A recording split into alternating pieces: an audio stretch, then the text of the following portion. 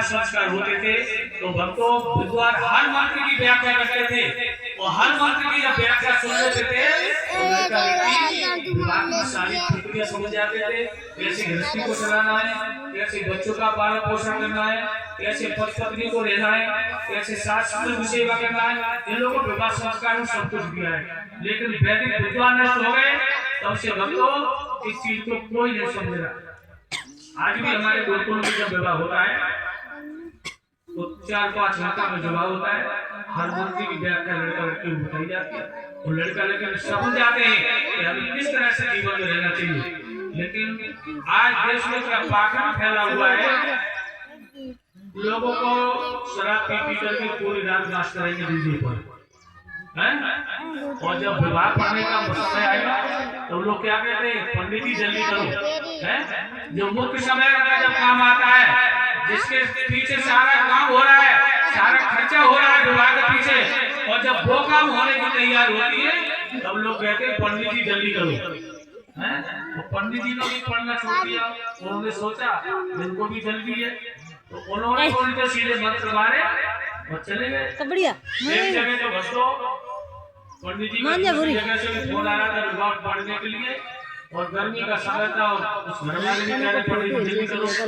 तो पंडित जी ने भावर डाली तो 6 भावर पर पाए पंडित जी और 6 भावर पर लगवा करके अपने पोती पत्ता इकट्ठी कर दी। एक लड़की का ध्यान था उसका, लड़की कहने लगी अरे पंडित जी अभी तो 6 भावर हुई है और तुम चल दिया। पंडित जी कहने के शांत रहे, अगर उसे रहना होगा तो 6 भावर को रुकी रहेगी, अगर नहीं रहेगा तो पूरी रात बिताओ। बताइए हैं आज के देश के विद्वानों की क्या दशा हो गई। और विद्वानों की कमी नहीं है, समाज की कमी हो गई। समाज को जब मुख्य काम का समय आता है उस वक्त लोगों को बहुत जल्दी पड़ती है, पूरी रात बेमतलब के काम में निकाल देंगे। बेमतलब का काम होगा उसमें पूरी रात गुजार देंगे, शराब पी करके नाश करेंगे।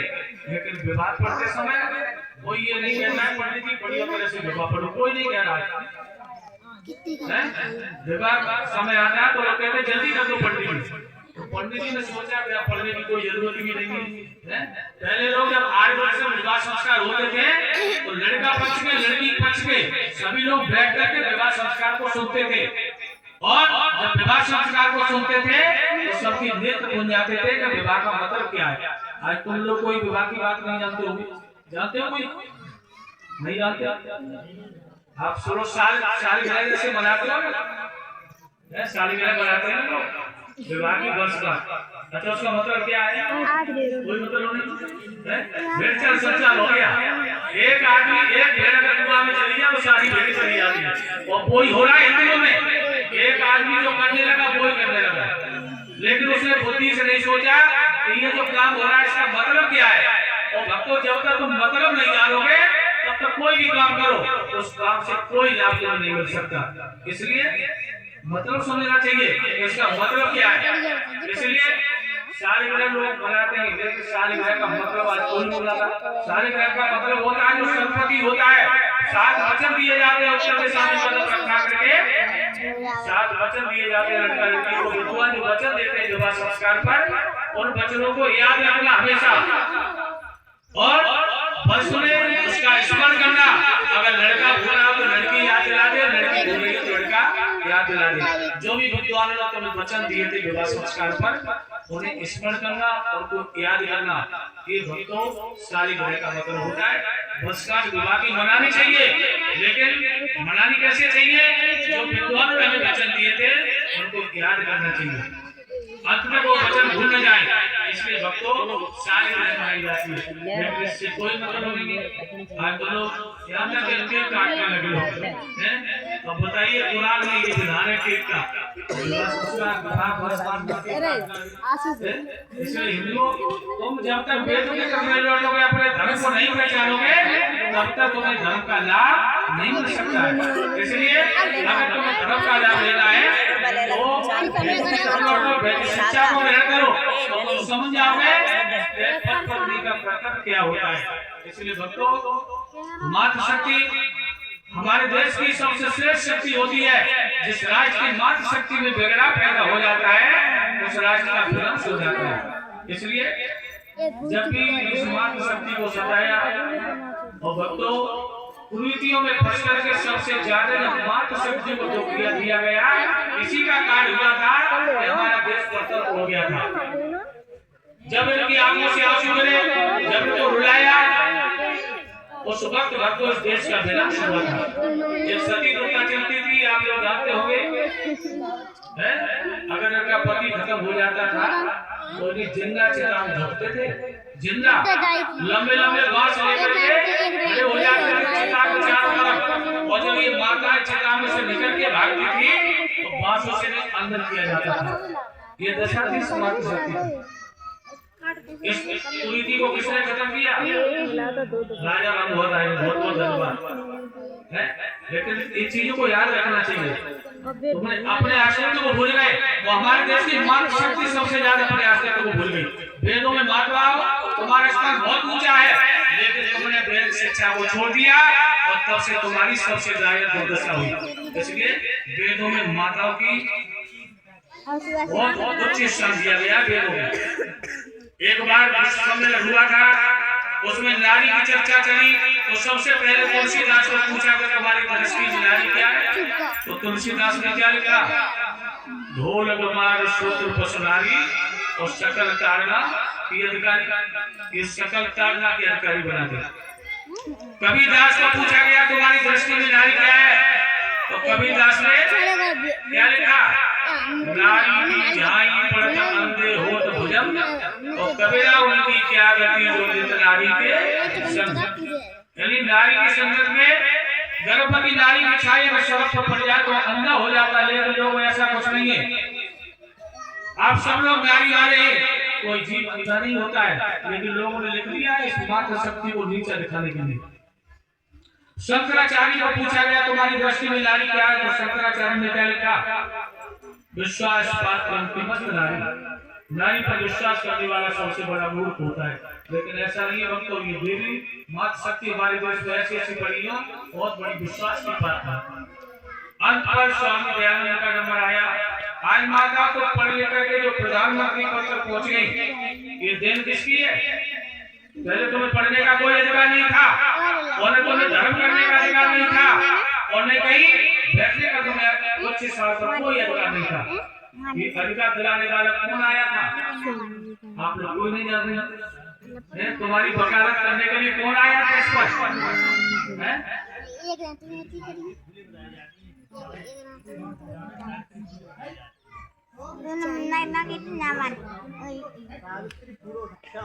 नहीं साथ में बोलो।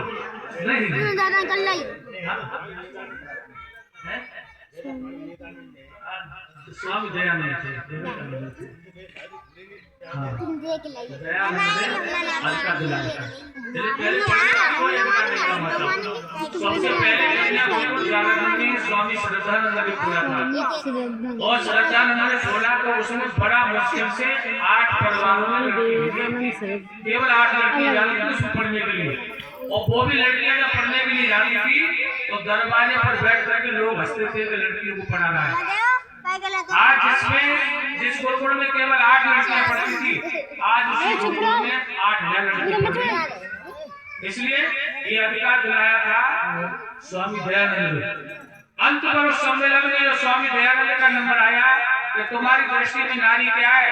तो स्वामी दयानंद ने वेद का प्रमाण देते हुए कहा यत्ते नासते पूजन्ते रमन्ते तत् देवता। जिस घर में नारी का सम्मान होता है, जिस घर में नारी प्रसन्न रहती है, उसमें देवताओं का वास होता है, लक्ष्मी का वास होता है, और जिस घर में नारियां चकियां भर कर होती है, उस घर से लक्ष्मी किनारा कर जाती है। इसलिए माताओं, आज तो तुम स्वतंत्र बैठी नहीं हो, पढ़ लिख करके विद्वान हो रही हो, और पढ़ लिख करके प्रधानमंत्री पद तक पहुंच रही हो, ये देन स्वामी दयानंद की है। उसी ऋषि ने तुम्हें पढ़ने का अधिकार दिलाया था, वेदों का प्रमाण देते हुए। पहले वैदिक शिक्षा थी, उस वक्त हमारे देश में सभी माता सभी कन्याएं पढ़ती थी, लेकिन वैदिक शिक्षा महाभारत के बाद जब लुप्त हुई उसी वक्त इस मातृ शक्ति की सबसे ज्यादा दुर्दशा हुई और तुम्हारा अधिकार दिलाने के लिए ऋषि दयानंद जब यहाँ पर आए तो उन्होंने वेद का प्रमाण देते हुए तुम लोगों को अधिकार दिलाए। तब से तुम्हें आज पढ़ लिख करके तुम विद्वान हो रही हो।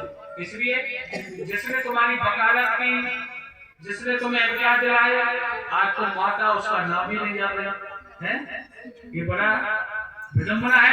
जिसने तुम्हें अधिकार दिलाया उसका तुम नाम ही भूल गई। इसलिए ऋषि दयानंद के गीत गाया करो। ऋषि दयानंद का ऋषि आया था जिस ऋषि ने तुम्हें अधिकार दिलाए थे, पहले तुम्हारी बहुत बड़ी दुर्दशा थी। इसलिए भक्तों, मातृ शक्ति का धर्म में बहुत बड़ा स्थान है। माता निर्माता भक्ति, माता इस परिवार की और राष्ट्र के निर्माण करता होती है।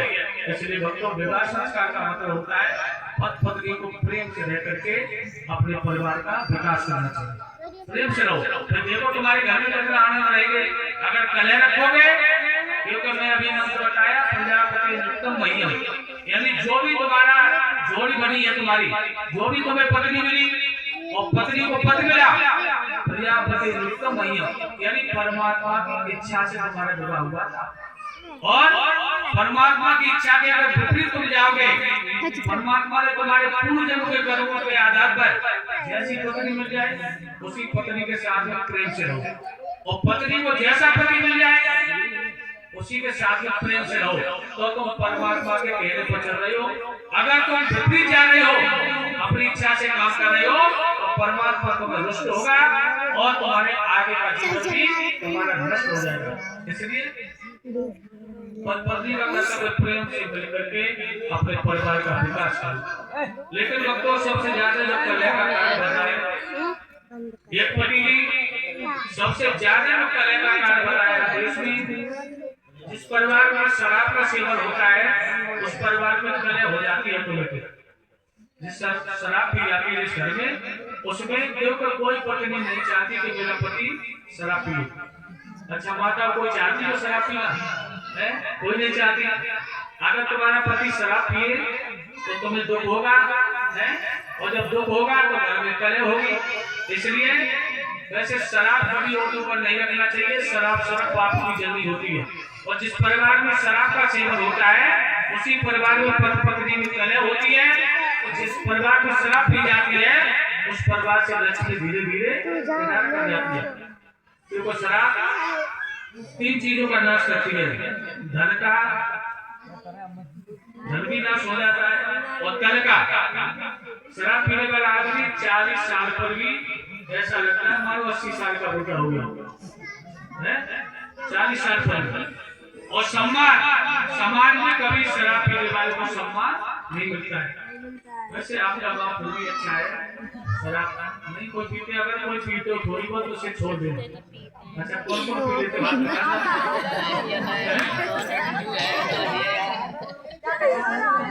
आप देखो, बहुत बहुत धन्यवाद आप बता रहे हैं।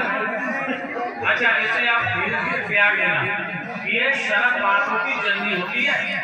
शराब से, अगर शराब से लाभ करना है, कोई लाभ नहीं है।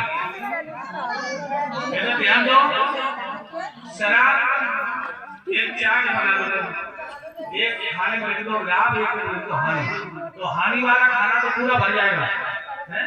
शराब से शरीर नष्ट होता है, धन भी नष्ट हो जाता है, किडनी खराब हो जाती है, परिवार में कलह रहती है, लक्ष्मी भी चली जाती है, गरीबी आ जाती है घर में, और शरीर भी जर्जर हो जाता है, रोगीला हो जाता है। जब रोग होगा तो धीरे धीरे शरीर का विनाश हो जाएगा, घर में कलह होगी। तो हानियां तो बहुत है, लेकिन लाभ वाला खाना एक भी शब्द नहीं लिख सकते। और शराब को छोड़ना चाहो तो बहुत बढ़िया सुविधा है। एक चार्ट बना लो, और जिस जगह पर आप देखते हो सामने से दीवार पर चिपका दो, और रोजाना एक बार चिंतन करो शराब से कितना लाभ है और कितनी हानि है।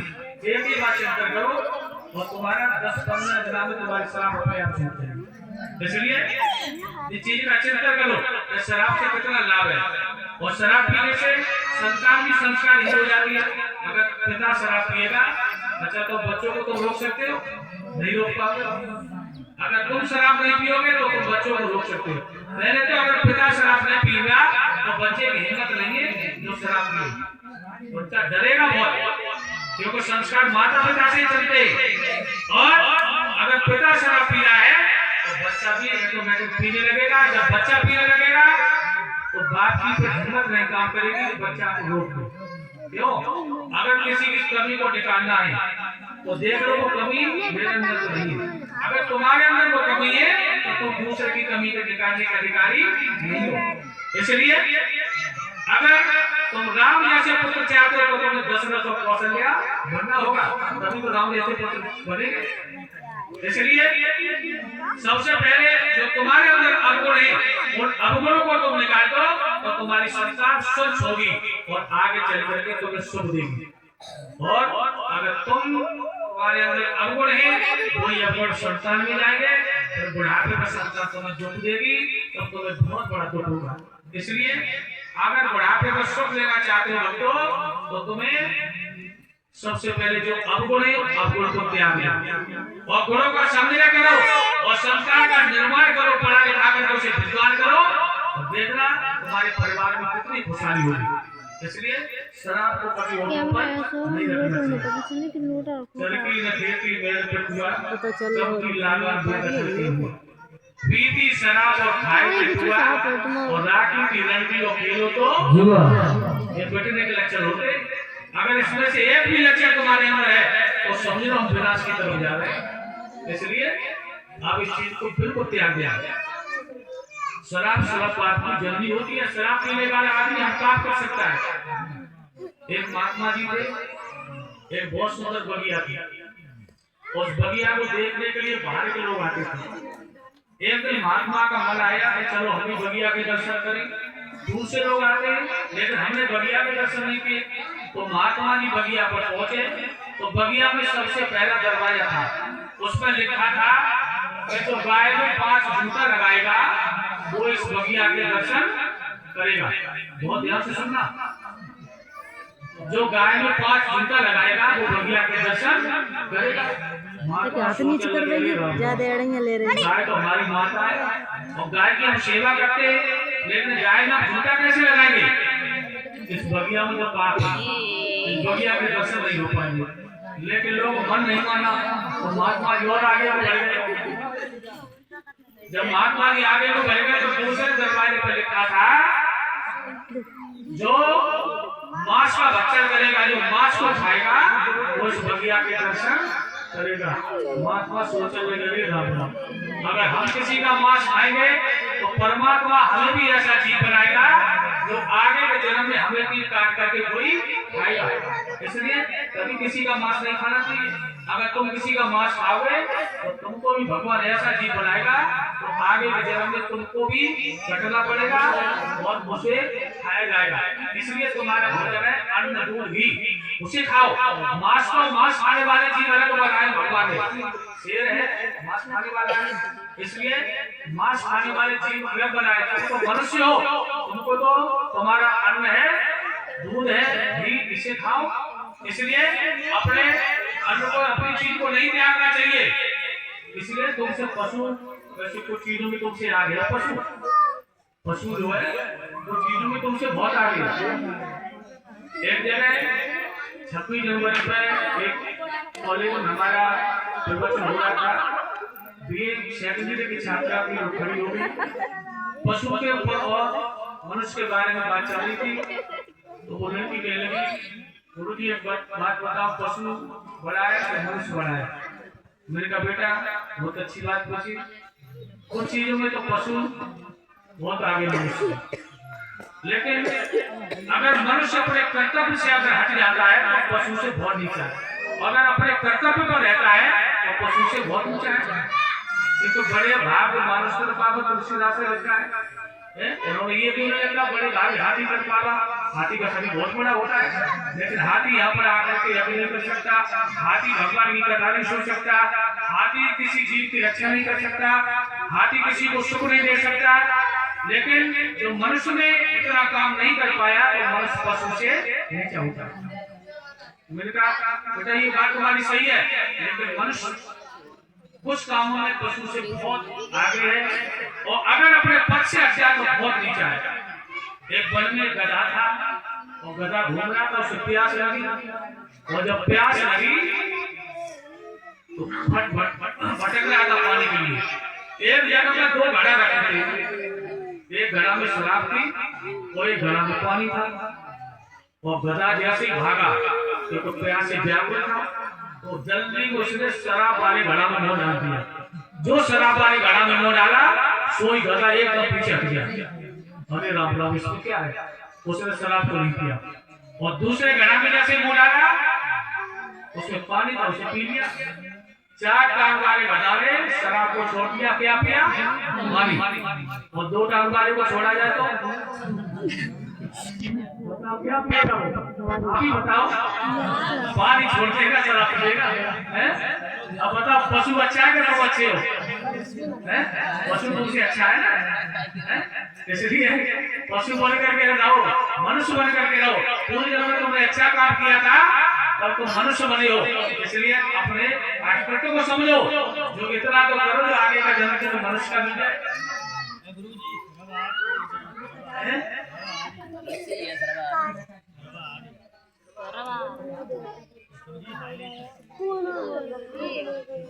सर्वाहारी मनुष्य ये और को सर्वाहारी सबसे खा लेता है, किसी और को नहीं खाता है। इसलिए मनुष्य अपने जो पद से हटते हैं। वही आ जाए जब महात्मा दूसरे दरवाजे पर पहुंचे, उसका लिखा जो मांस को खाएगा वो बगिया के दर्शन करेगा। महात्मा सोचने लगे हमारा भैया में दूध भी है, हम नहीं मांस को खाएंगे। अगर हम मांस किसी का खाएंगे तो हमारा भी मांस को खाएगा। लेकिन शंकर किया भगवान तो महात्मा जी का मन नहीं माना, आगे तो बढ़ गए। और तीसरे दरवाजे पर लिखा था जो वैश्याओं से भोग करेगा उस बगिया के दर्शन करेगा। सोई महात्मा पीछे हट गए। राम राम, इसमें तो पापी पाप